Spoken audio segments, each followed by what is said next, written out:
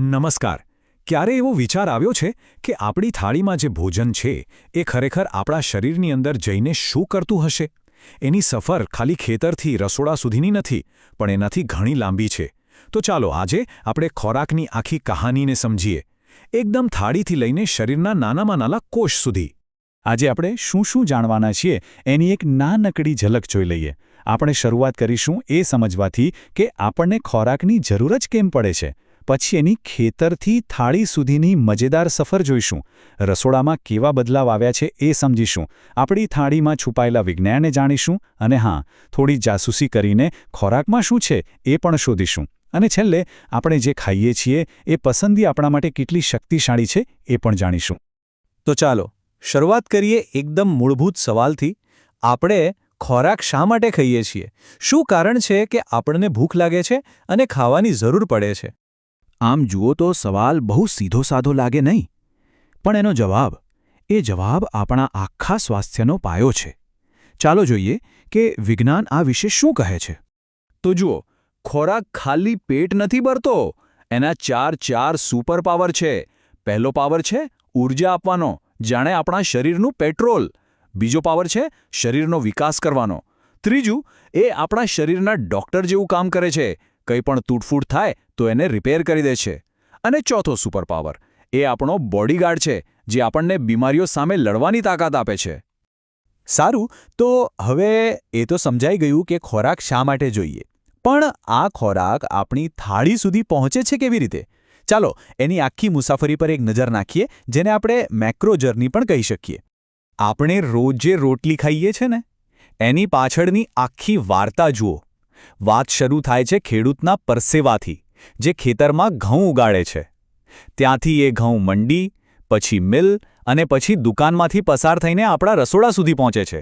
અને ત્યારે જઈને આપણી થાળીમાં ગરમાગરમ રોટલી આવે છે. ખરેખર એક લાંબી સફર છે. હવે વાત કરીએ મધની. આ તો પ્રકૃતિનો જાદુ છે, સાચે જ. એની સફર શરૂ થાય છે ફૂલોના રસથી. નાનકડી મધમાખીઓ આ રસ ભેગો કરીને મધપુડામાં જમા કરે છે. અને ત્યાંથી આપણને મળે છે એકદમ શુદ્ધ મધ. કેટલી અદ્ભુત પ્રક્રિયા છે! અને ઘીનું શું? એની શરૂઆત પણ એકદમ કુદરતી છે, ગાયથી. ગાય દૂધ આપે, એ દૂધમાંથી મલાઈ અને માખણ બને, અને પછી એ માખણને તપાવીને શુદ્ધ ઘી તૈયાર થાય છે. આ બતાવે છે કે ભલે કોઈ વસ્તુ પ્રોસેસ્ડ હોય, પણ એનો સ્ત્રોત તો કુદરતી જ હોય છે. ચાલો, તો ખોરાક ખેતરમાંથી આપણા ઘર સુધી તો પહોંચી ગયો. હવે એનું સાચું રૂપ બદલાશે રસોડામાં. રસોડું એવી જગ્યા છે જ્યાં કાચી સામગ્રી સ્વાદિષ્ટ ભોજનમાં ફેરવાય છે. પણ શું રસોડા હંમેશા આવા જ હતા? ચાલો જોઈએ. અહીંયા જુઓ, જાણે બે અલગ અલગ દુનિયા છે. એક બાજુ ચૂલાનો ધુમાડો અને સિલબટ્ટા પર મસાલા વાટવાનો અવાજ અને મહેનત. અને બીજી બાજુ ગેસ સ્ટોવની એક ક્લિક અને મિક્સરનું બટન. સમય સાથે રસોઈ બનાવવાની રીતો કેટલી બધી બદલાઈ ગઈ છે. પણ આવો મોટો બદલાવ આવ્યો કેમ? એની પાછળ મુખ્યત્વે 3 મોટા કારણો છે. એક તો ટેકનોલોજી, બીજું ટ્રાન્સપોર્ટેશનમાં સુધારો અને ત્રીજું આપણી સગવડ. નવી ટેકનોલોજીએ આપણને એવા સાધનો આપ્યા જેનાથી કામ ફટાફટ અને સહેલાઈથી થવા લાગ્યું. આપણે અત્યાર સુધી ખોરાકની બહારની મુસાફરી જોઈ, બરાબર? હવે સમય છે એની અંદર ઝાંખવાનો, એની માઇક્રો જર્ની સમજવાનો. આપણી થાળીમાં જે ખાવાનું છે એની અંદર વૈજ્ઞાનિક રીતે શું શું છે? આપણે બેલેન્સ ડાયટ કે સંતુલિત આહાર વિશે તો કેટલુંય સાંભળીએ છીએ, પણ એ છે શું? ચાલો એને એકદમ સરળ રીતે સમજીએ. ધારો કે આપણું શરીર એક ક્રિકેટ ટીમ છે, તો કાર્બોહાઈડ્રેટ્સ, પ્રોટીન, વિટામિન્સ આ બધા એના ખેલાડીઓ છે. સંતુલિત આહારનો મતલબ એ છે કે ટીમમાં બધા જ ખેલાડીઓ હાજર હોય અને બધા પોતાનું કામ બરાબર કરે. અને અહીંયા છે અસલી મુકાબલો. એક તરફ છે આપણો હીરો સંતુલિત આહાર અને બીજી બાજુ છે વિલન જંક ફૂડ.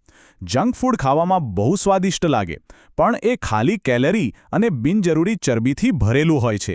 એમાં શરીરને જોઈતા પોષક તત્વો લગભગ હોતા જ નથી, અને લાંબા ગાળે એ વજન વધારો અને બીજી ઘણી બીમારીઓને આમંત્રણ આપે છે. ચાલો હવે આપણા શરીરના 2 સુપર હીરો વિટામિન સાથે મુલાકાત કરીએ. પહેલો છે વિટામિન એ, આપણી આંખોનો રખેવાળ. જો એની ઉણપ થાય તો રતાંધળાપણો જેવી તકલીફ થઈ શકે છે. પપૈયું, ગાજર, દૂધ ખાવાથી એ ઉણપ દૂર થાય છે. અને બીજો છે વિટામિન સી, આપણી રોગપ્રતિકારક શક્તિનો કેપ્ટન. એ બીમારીઓ સામે લડે છે. આમળા અને ખાટા ફળોમાં એ ભરપૂર હોય છે. હવે એક મજેદાર વાત. શું આપણે જાતે જ ચકાસી શકીએ કે આપણા ખોરાકમાં કયા પોષક તત્વો છે? હા, બિલકુલ.